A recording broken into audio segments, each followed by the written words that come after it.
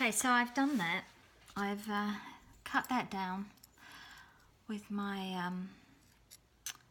you know, the cheap way, with the sanding disc, which you're not supposed to tell anybody that makes proper jewellery. And this stuff is wicked. This is the Black Max. And it's not that, you know, it's a bit frightening, but because look what it did to the lid. It's just eating it away. Try not to touch that too much. Ooh. I need to get a new bottle. Right, so what I do, and you can wear gloves. I try not to get it on my fingers, but you could wear gloves. So all I do is just use a brush. You could dip the whole thing in the pot, but I don't really want to put a whole whack of it in there. Sometimes I've done it, but I don't really want to get it in the middle. I mean, and this is where you see if your soldering has been good, because when you put this on, if it hasn't, you'll see it come seeping through the inside.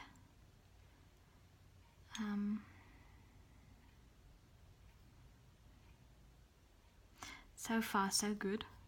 Oh no, I flicked it in. Sometimes when I've done it and I've had particular trouble, you can see it will go through into the middle, and then you're like, that's it, I'm never gonna make jewellery again. I'm no good at it. Soldering sucks. Right, so try not to get it on your hands, or wear gloves, right? I just put it everywhere, and it just goes a really nice black colour. I do the back too. It goes a really nice black colour really quickly. I don't know if you can tell from my. And then I'm just gonna put that in water, right, and dry it a little bit. And now I can hold it and do the other leaf. But I don't know if you know, but I'm really impatient. I can't wait for all that liver of sulphur.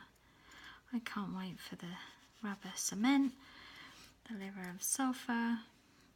Right, so wet that, dry that.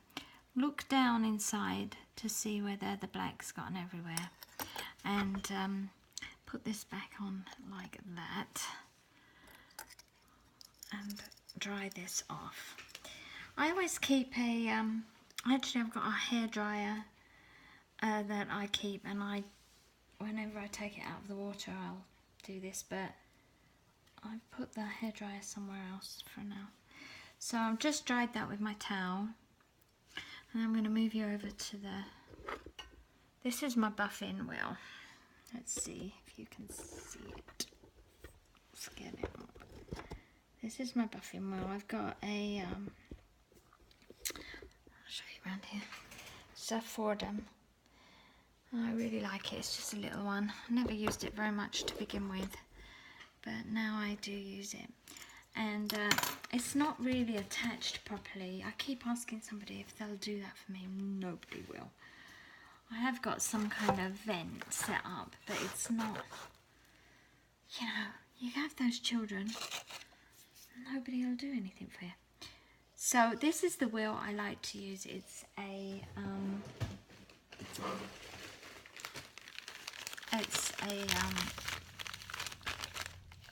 satin disc, and I use the very fine.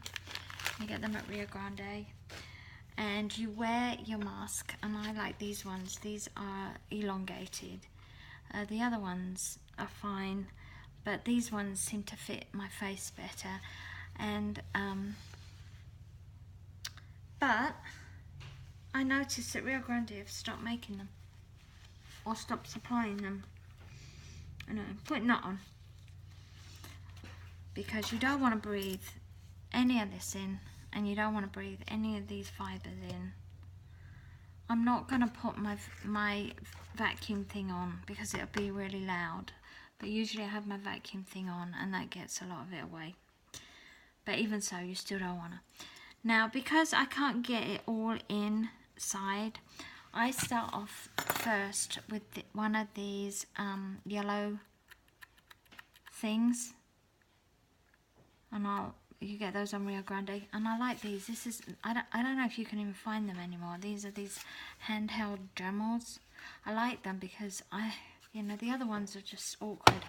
I've also got some of these which you put on here, and that can get into these smaller areas more easy. But I'm going to use this first, so I give it a quick one over and try and get into all the little places, and then I'll give it a buff. And I'm not looking for the final way I want to do it, because then I'll set the stone and then I'll give it another buff once the stone's in. And this is where one of those balls is going to fall off, and I'm going to swear, and I'll probably do it in my head today so you don't have to hear that. And then when that happens, you just have to take it back and have another go, and that's going to annoy. It's going to be annoying. So make sure you work with this as hard as you can before you get to this point, because if you can give it a scrub with a brush or something like that, and give it every chance for that ball to fall off now. Right? So I'm just going to do that, and it'll probably be too noisy, but I just want to give you an idea of how I get the finish that I get.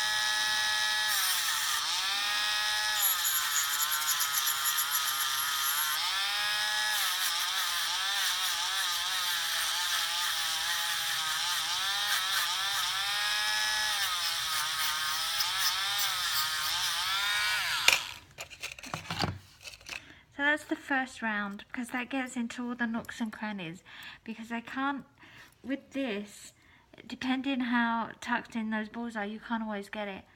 And so I always do that first, but I don't like that finish.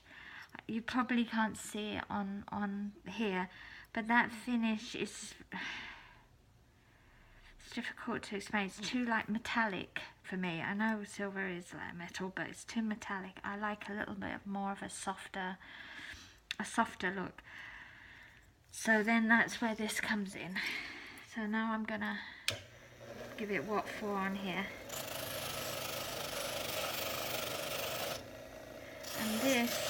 And this also softens up any of the edges, and that makes it real nice.